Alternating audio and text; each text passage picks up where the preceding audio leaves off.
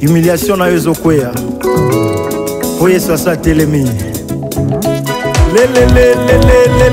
Le. Molongoli soni ya bomo inandai. Molongoli soni ya libota nandai. Ezayo Yesu. Ezana nye bile. Molongoli soni ya bomo inandai. Osilisi soni na ngai. Zambe na ngai. Ezana ni ya. Ezana ni Yesu. Est-ce que ta maladie est plus forte que mon Dieu? Non. Est-ce que tata mwasi na yo aleki Nzambe na makasi? Non. Est-ce que célibat na yo eleki Nzambe na makasi? Non. Est-ce que kozanga bana eleki Nzambe na makasi? Non. Yemba na ngai, il est capable na ngai, Yesu na ngai yo. Il est capable Nzambo yo. Asa capable ya. Yemba asa capable Yesu. Capable na ngai yo. Sambalole. Muvuluka muchikenga chani Zambie. Muvuluka muchikenga chani Zambie anye. Babulo baba jibimba mwata wanye lele.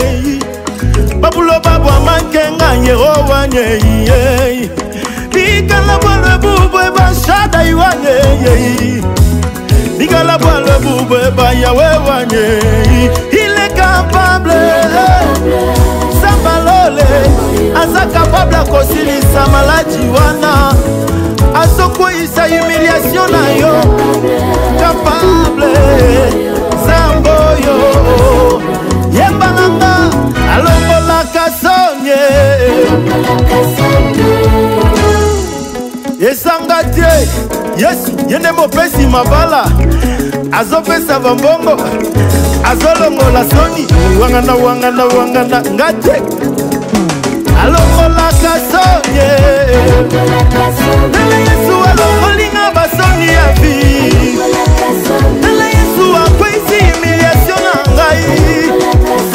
Basoni na ngai nyonso esile. Soni masumu elatisa ngai ekweyo. Soni ya pauvreté nyonso esili yaya. Nele ndenge alongolinga basoni ya vi.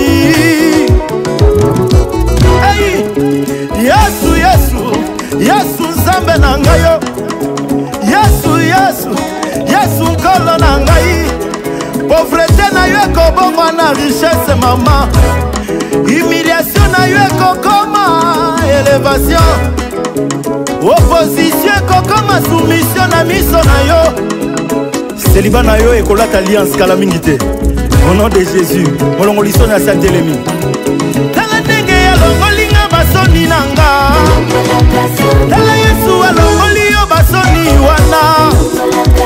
Sonia fami na yo nyonso ekweye. Soni nyonso ebungi yo. Tala Yesu alongoli yo basoni na yo. Tala Yesu alongoli basoni wana. Yango to deside tobenga Yesu. Elombe ya bomoi na ngai yo. Yesu azokweyisa kolia ta famille. Bio na posa ete bio na posa Yesu.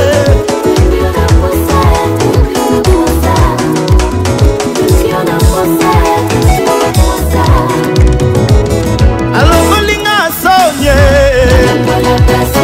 Yesu apikolinga sonye. Yesu asilisi soni na ngai yo. Basoni na ngai nyonso ekweye. Yesu akawusinga bisoli na miso. Yesu asilisi kolela nanga. Yesu alongolinga sonye.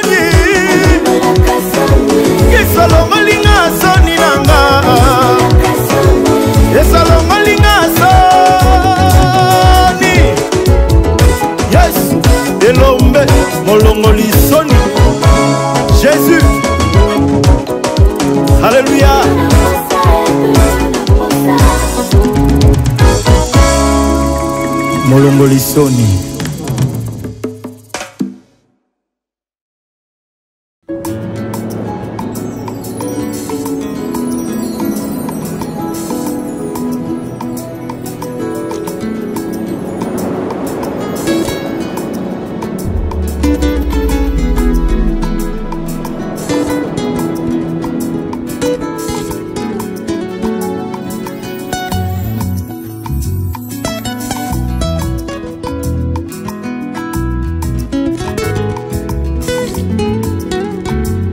Telema ngapena mona nkembo na yo. Telema motema na ngai esepela Yesu. Telema liloba na yo ekokisama. Biso totatola toyemba yo zali Nzambe. Telema ngapena mona nkembo na yo. Telema motema na ngai esepela Yesu. Telema liloba na yo ekokisama. Na bénir Nzambe pona tina na journée ya lelo, pona tina na faveur oyo apesi biso, pona tina na faveur oyo asali yo, pe asali ngai encore tokutana na mokolo oyo na lelo kombo na mokonzi epambolama. Prions alléluia. L'Éternel des armées na bénir yo na pesi yo lokumu. Papa, merci pour tes na makasi na bisote pour na komona mokolo na lelo tokozwa ngolu ya koyeba ko vivre tango oyo. Eza bobele pour na bolingo na yo, eza bobele pour na mawa na yo, nde tokoki na kozala na tango oyo. L'Éternel merci pour na souffle de vie. L'Éternel merci pour na pema na bomoy oyo o accordé ngai pe ozali ko accorder ndeko oyo azali branché, to azali ko connecté na libonde na biso na mokolo na lelo. Tikete bokonji na yo eya Molio mon sang tout soit manifeste, lobana biso, corriger biso, instruire biso, éduquer biso, afin que tous ala na présence na yo, tu pambolio tolobi aux Nzambe, tu pêches le coup tolobi aux abomoy. Gloire soit rendue à Dieu bien-aimé, vraiment, tous en attendant, il y a un moment na biso, il y a prière, tous en attendant, un moment na biso, il y a programme na biso, moko na lelo. Nazo pesa li sous opportunité, nandeko oyo ayebite que milulu ezo salema déjà. Yo ndeko dali connecté, banana ko aimer page oyo, banana ko partager, créer link wana enfin que ndeko wana ayeba ete tango na biso ebele mi bien-aimé dans le Seigneur. Tuzo pesa tango na bandeko oyo bazana no mosika, bandeko ba sosoli na noté, bandeko ba sala peut-être oyo pe wana oyo azana occupation oyo pe wana na pamboli Nzambe pona bandeko bali kokota déjà, na pamboli Nzambe pona tina na ba réaction na biso, bien-aimé nazo ba ete yo partager, nazo ba ete zo aimer ozo partager, les autres créer link bien-aimé dans le Seigneur. Kabola ngona bandeko no surtout yo yebi créer link na ba surtout baza na page na yo, ba surtout baza ba friend na yo, enfin que ba yo ka message oyo e pambola pe bango kobo sanate, et ça très important pour na bandeko ba yebi ko joindre biso ko la pambolama, ko la bénir bino et pas union soto zwami na moko na lelo mama papa ko la bénir biso Nzambe aza malamu Nzamba kutika la kozala malamu pour na tina na bomo na biso kobo sanate ko aimer kobo sanate ko partager on te dit ko kota na programme na biso ya mokolo na lelo.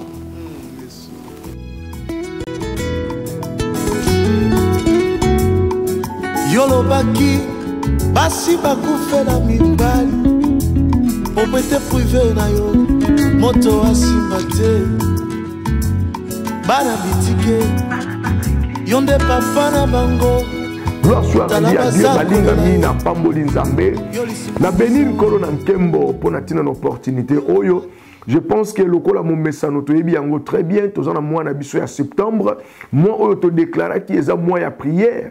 Pe moi ya jeune moi oyo nkolo apesa ki biso ngolu wana apesa ki biso mandat ya koyeba na ko prier ya koyeba na ko gêner pour na tina na ko luka compassion na ye likolo na bomoi na biso. Bien aimé, compassion na Nzambe ezali attitude oyo ezo permettre Nzambe ete aya kokota likambo na biso aya kokota na difficulté na biso amema solution na katikati na komitungisama na biso. Na bitumba na biso, bitumba zali koya ko se lever likolo ya vi na yo, kolo zali koya ko kota yango ko bundela yo, ko pesa yo réponse pour na tina na yango, yango zali ko talisa compassion na Nzambe likolo na bomo na biso. Mais bien aimé dans le Seigneur, les compassion yango en soi po eya na katikati na vie na biso compassion eza quand même na ba demande na yango oyo nzambe azali ko ba kosenga na bomoi na biso enfin compassion na ye eya ezwa esika na katikati na ba vie na biso. Lelo na ngina parler na thème moko eza important oyo mwana na nzambe nyonso tu aza na obligation ya kosala yango to mwana na nzambe nyonso tu aza na obligation ya koyeba na kolekela nzela wana enfin que compassion na nzambe ezwa esika likolo na bomoi na ye pe likolo na vie na ye. Na ngina parler lelo bien aimé sur le pardon. Le pardon bien aimé dans le Seigneur. Le pardon est déjà moko na ba caractère ya nzambe. Nzambe toli ko servir Bible lobi azali riche en bonté, là en colère. Azan nzambe oyo azali compatissant. Compassion eza moko na ba caractéristique ya nzambe. Donc totali vie à Christ na sena mabele, to ko remarquer Christ afandaki na biloko mibale. Christ afandaki na amour, pe afandaki na compassion. Yango esalaki ministère ya Christ, yango esalaki te pa ino solei koleka, ba miracle e ba na ko mimonisama, ba beli ba na ko bika, ba bazalaki ya ko kangama na milimu mabe, ba na ko ba kozala délivrer, yango esalaki te bato ba la libérer na ministère ya Christ. Bien aimé dans le Seigneur, ce qui est loko e ko fana na katikati na ba vie na biso. Nzambe akoyeba na ko mimonisama, Nzambe akoyeba ko sala makambo na minene na katikati na bomoi na biso. Compassion na Nzambe. Compassion bien-aimé. Yango toli ko ba koluka, na ko bondela, na ko kila. Alors le tout parler sur le pardon. Bien-aimé dans le Seigneur, pardon eza Nzambe. Nzambe nde aza pardon. Compassion na Nzambe, eza dit comme ma pardon. Pardon eza ye moko Nzambe. Et Nzambe alingi lokola tozala créer na image na ye. Na ressemblance na ye bien-aimé dans le Seigneur, tout là tapé ba caractère ya Nzambe. Tout là ta bon Nzambe na sena mabele na tango. Et ko là ta bon Nzambe moko na ba position yango ezali le pardon na katikati na vie na biso. Bible zo ba na biso clairement et ouvertement que le pardon est sa puissance bien-aimé. O ezali na ko libérer bomoi na bana na bato. Alors bien aimé tant tolobi était tout ça la période où on ko bondela ko gêner ko lukelongi na Nzambe en fait que compassion na Nzambe et mona na katikati na bomo na biso biso moko nature na biso toza obligé to la kisa le pardon bien aimé na makambo nyonso tout ekoko envelopper bomo na biso ba problème nyonso ekoko za liboso na biso na ba diversité nyonso tout na ba injustice nyonso tout même na ba bazali ko sala biso mabe o saliye mabete asali yo mabe o saliye mabete abimisi injustice liboso na yo o saliye mabete asali yo loko sali yo pasi na motema nzambali ko benga biso na place ya le pardon. Nazoloba na mwana na Nzambe moko epai ozali, nazoloba na mosali na Nzambe moko epai ozali, le pardon est très important na bomoi na biso lokola bana na Nzambe. Na kotanga Biblia na livre ya Matthieu, nazoli kotanga 6e chapitre ya livre ya Matthieu, nazoli kobanda yango à partir ya 14e verset. Yoka makambo kolo azali koloba. Si vous pardonnez aux hommes leurs offenses, votre Père céleste vous pardonnera aussi. Mais si vous ne pardonnez pas aux hommes, votre Père ne vous pardonnera pas non plus vos offenses. Bien aimé, Bible dit que le pardon est sa puissance. Oh, ils ont libéré ma vie à Matou. Le pardon est sa puissance. Oh, ils ont même ma liberté dans ma vie à Matou. Et bien là tous les lots ma caméra mangeli ko kende bien té vie na mangeli ya ko kangama et sengo ezate na katikati na vie et bien là batwali ko luka délivrance bali ko luka Nzambe sala makambo minene na katikati na bomo ina bango mais eloko ekangi bango eza le manque ya pardon bien aimé dans le Seigneur moto wana sala yo mabe moto wana asala yo mabe yo lobi na ko limbisa ka été tokokuta na eti na cimetière bien aimé dans le Seigneur tu oza na katikati na erreur oza na katikati na erreur pour na cimetière moto yo kangela kanda akoza sur opportunité ya koloba na yo te et yo pe oza sur opportunité ya koloba na te so koloba na ye okoloba na bembe okoloba na nzoto eza susu na bombo ite okoloba na nzoto yo esprit ebimi na katikati na yango bien aimé le pardon et sa puissance oyo ezo libéré vie na yo moko d'abord olingi bomo neza la libérer yeba na kobanda na kolimbisa bato oyo basali yo mabe. Yeba na kolimbisa bato oyo babetisa motema na yo, bayokisa motema na yo pasi. Yeba na kolimbisa bato oyo batangisa mai na miso na yo. Yeba na kolimbisa bato ba oyo basala yo mabe sans même basenga yo pardon. Bien-aimé dans le Seigneur, le pardon est sa puissance oyo ezo libéré. Bible lobi soki olingi Nzambe papa na biso a libéré bomoi na yo. Loko ozali ko bondela koluka compassion na Nzambe yo pe fozonga na kati na yo banana kotala combien de personnes oyo yo okangela kanda, combien de personnes oyo yo olimbisa te, combien de personnes oyo tia na prison na yo oyo loba ete bango balinga te na kolimbisa ka bango te. Bien-aimé dans le Seigneur, yoka ezana moto muso akoko ya a nuire vie na yo, a bebisi molenge na yo, a lekisi tango ya vie na yo. Moto muso pako babike na za pire na ye, wana pire na ngai. Olia kine esika moko, olata kine esika moko, elamba oyo olati ye pe alataki yango. Mais eux ko comprendre après que moto ne mbeli ya vie na nga. Moto ne libulu ya vie na nga. Kolo azoloba le pardon et sa puissance o ezo libéré biso. Alors tango yo kangi moto libite non akolimbisa ete, bien aimé Nzambe pe akolimbisa bomoi na yote. Bible zotali sebso ce jour-là, Pierre aye ko tout nkolo Yesu Masia. Parce que ensemble na ba disciple mosusu. Aye Pierre aye ko tout nkolo sabi mokonzi. Mbala boni na kolimbisa moto oyo asalinga mabe. Ko lazo pese réponse. Alors bien bien ko limbisa moto asali mabe 70 fois 7 fois. Oyo ni koloba 490 fois. Bien aimé dans le Seigneur, c'est impossible. Moto mo ko tumbola na jour mo 490 fois te. Et ça pratiquement impossible. Mais quand on a passé réponse sur la Polonie, à Zolo Banel, Pierre, tu dois pardonner à chaque instant. Tu dois pardonner à chaque heure. Motono soit celle ma bé, il faut le pardonner. Il faut le bossanaye. Il faut que le kabwana na simanayo. Et tango yo bossani, bossana. Quand il soute un jour, ben non ma bé au sala kinga wana. Est-ce que les agana motema nanga tina lelo olimbisate. Bien-aimé dans le Seigneur, Nzamba a pesi biso opportunité. Tokende na kolukelongi na ye na kubondela pe na koyeba na kogene koluka compassion na Nzambe. Nani ayebi ce qui peut-être ozo bomba malelo to ozo batela malelo pour na tina na mawana ye pour na tina na kobondela ozali ko ba kobondela bien-aimé dans le Seigneur. Nani ayebi ce qui ne le komoko ya lolenge ce qui ya marque ni go ngai ko ya na nzela na yo mais pour na tina na koluka compassion na Nzambe.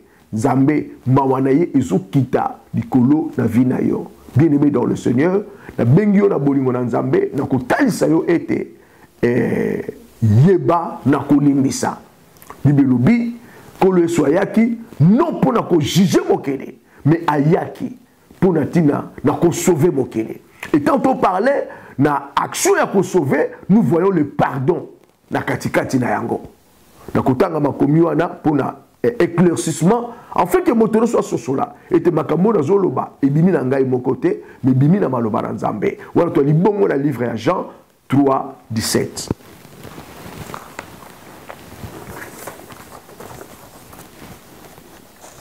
Jean 3:17.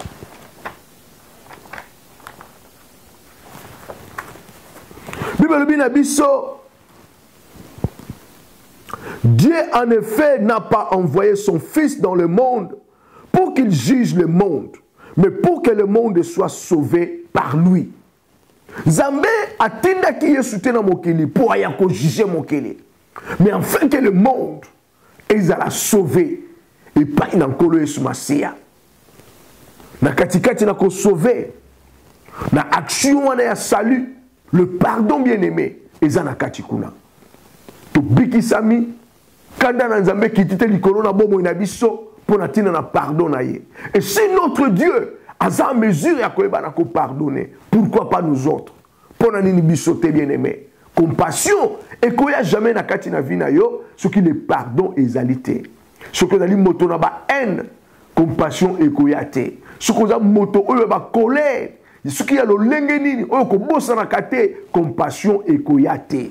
pour compassion et na katikati na bomo ina yo to na katikati na vie na yo il faut bonzambe ekutana na katikati na yo to lata bonzambe compassion na nzambe ekozwa esika na bomo ina biso tokena kobondela nzambe banana kosenga nzambe merci pour na tina na message ya lelo banana kosenga nzambe merci pour na tina na bomo ina ye na katikati na vie na yo banana kosenga nzambe merci pour na bolamu nyonso asala na katikati ya bomo ina yo banana kosenga nzambe merci premièrement pour le pardon oyo accorda yo pe accordanga bien aimé toi là ki bato to ko za liboso na nzambe te to ki bato to ko telema jamais liboso na nzambe mais mawa na nzambe et sali était atinda fils unique na ye le pardon et sali était atinda le fils unique na ye aya pour na tina na vie na yo pour na tina na bomo ina ngai bien aimé pardon na nzambe to zwa yango na nzela na Yesu Masia uzuke no senga nzambe merci pour na pardon oyo accorda yo bien aimé Bible le châtiment qui nous donne la paix châtiment tumbu epesa biso kimia bien aimé esengela ke kite pa ina biso mais tumbu wana kolo so mema yango pona tina na yo pona tina na ngai bien aimé dans le Seigneur qui na kosenga nzambe merci banana kosenga nzambe merci banana kosenga nzambe merci bien aimé dans le Seigneur maintenant toujours que ne pas ina kolo bien aimé na lingi yo kota na kati na yo kota na kati na yo banana kotala combien de personnes oyo yo emprisonnant combien de personnes oyo kota na prison na yo combien de personnes oyo lapa olobiete non moto yo na kolimbisa ete bien aimé alléluia yoka olimbisite maloba na nzambe za clair nzambe pa olimbisa yo te et nzambe soka limbisi yo te okangi porte ya éternité na yo ke na kosenga mawa na nzambe likolo vi na yo nzamba limbisa yo na mabunga nyonso tu nzamba limbisa yo na bato nyonso oyo kanga bato nyonso oyo emprisonna bato nyonso kota na katikati na boloko na yo bato nyonso oyo basalaki yo mabe oyo balelisa yo batangisa yo mai na miso oyo bazokisa motema na oyo basalaki yo mabe bien aimé dans le Seigneur kene na kosenga bango pa kene na kosenga pardon pona tina na décision oyo zwa oloba ito kolimbisa bango te bien aimé banana kolimbisa na tango oyo zwa décision na kati na yo zwa mokano na kati na yo ke bandeko wana na limbisi bango ndeko wana salinga mabe a utiliser bomoi nanga asalela tango wa vinanga a prometaki ngai mariage azonga te asundola ngai asala oyo pe wana bien aimé ozwa décision ke moto wana yo kolimbisaka ye lisusu te olobi te na bokomaka na ndako wana nakolaka na ndako wana babizanga na katikati na ndako wana moto wana abizanga ye na vi na ngai bien aimé limbisa ye nzambe akolimbisa bomoi na yo limbisa ye nzambe akolimbisa vi na yo banana kodeklare na kati na mokona lelo ete yo olimbisi bango longola kilo wana bien aimé longola kanda wana na katikati na yo longola kilo wana c'est l'ennemi azokanga porte ya vina yo enfin que nyonso tu ya yo ekangama bien aimé moto akolimbisa kate banzela ya moto wana peza ya kufungoma te banzela ya moto wana peza ya kokangama akomona jamais le boko na nzambe na kati ya vina ye akomona jamais bénédiction na nzambe na kati ya vina ye c'est parce qu'il est tout d'abord esclave ya diable ye moko ozoke dozwa décision na kati na yo na moko na lelo ete yo limbisa bien aimé dans le Seigneur limbisa bien aimé dans le Seigneur nzamba ko eba kosunga yo nzamba ko eba komimoni sama na katikati na bomo yo wana na lingi to bondela encore nzambe une fois bien aimé ko la pesi opportunité ya ko eba ko luka compassion na ina moi o tozana yango bien aimé dans le Seigneur banana ko bondela nzambe compassion na nzambe e ya likolo vi na yo compassion na nzambe e mimoni sama likolo bomo na yo e mimoni sama na ndako na yo e mimoni sama na bana na yo e mimoni sama na nyonso tu ya yo senga mawa na nzambe e kota na nzela na yo nzambe a se révéler nzamba kota likambo na yo bo senga na bien aimé moto na motazana sujet na ye moto na motazana dossier na ye moto na motazana loko etelemeli bomo na ye senga mawa na nzambe na esika wana bien aimé dans le Seigneur senga mawa na nzambe e bana komimoni sama to sengi nzambe merci to bénir le roi des rois to bénir le prince de paix to pesier le kumu to exalter bon nzambe na ye to bénir gloire soit rendue à Dieu balingami pour la journée à lelo na kanisi to kosuka awa to komi presque à la fin to komi presque na suka ya moi bien aimé dans le Seigneur wana to ali bongo continuer ko bondela to ali bongo continuer ko gêner ngana ko loba vraiment soit tango ya ko bondela tozana jeune na biso pona ko rappeler jeune ezali ko banda chaque 6h du matin ezali ko ba ko c'est la 16h na mboka no so yozali ne pas no so yozali aux en avance à l'air aux en retard à l'air 6h na bino eza 6h 16h na bino eza 16h voilà to li ko gêner à partir de 6h plutôt que suki à partir de 16h soit tango ya ko bondela soit tango ya ko méditer le ba de molio mo sento même vraiment la méditation moko profond enfin que bien aimé dans le Seigneur yo comprendre et le koni to liko ba ko benga mawana nzambe likolo na bomoi na biso na bande ko bali ko sanga na biso bien aimé dans le Seigneur toujours mi bongo na Tottenham l'église est na Tottenham to liko sanga na chaque dimanche de 13h à 15h30 chaque jeudi de 18h à 20h30 yaka to lukelo ngina nzambe tout sambela nzambe ko ba ko sala malamu adresse na biso ya li numéro 1 Philippe Lane Tottenham N17 bien aimé yaka toluka elongina nzambe nzambe akoyeba na komimonisa oza bienvenu porte za ya kofungwama koloza na posa na yo yaka toluka elongina nzambe na lingi na loba lisusu bien aimé dans le Seigneur kobosana te to na prière matinale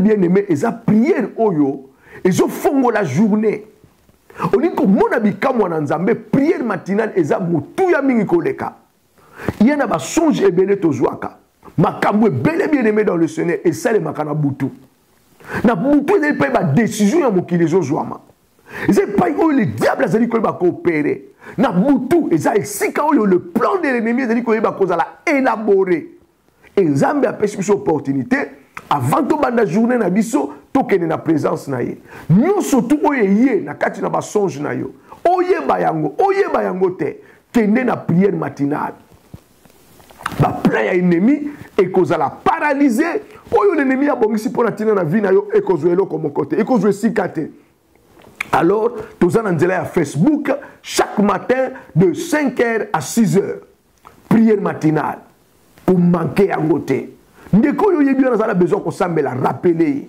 la kisa e pa ini akoko retrouver biso na libondeli ya tongo libondeli wana bien aimé ezali ko planifier journée na yo ezali ko bénir journée na yo ezali ko bongisa nyonso tu ya yo alors prière matinale ko manquer yango te pona lelo badingami tosuki awa nzambe apambola biso amen libota nanga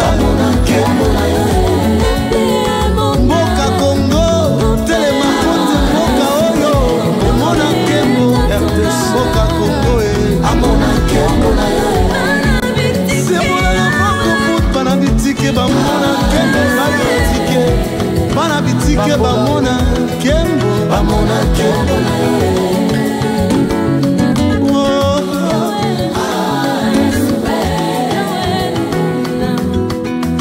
ngape na mona kembo na yo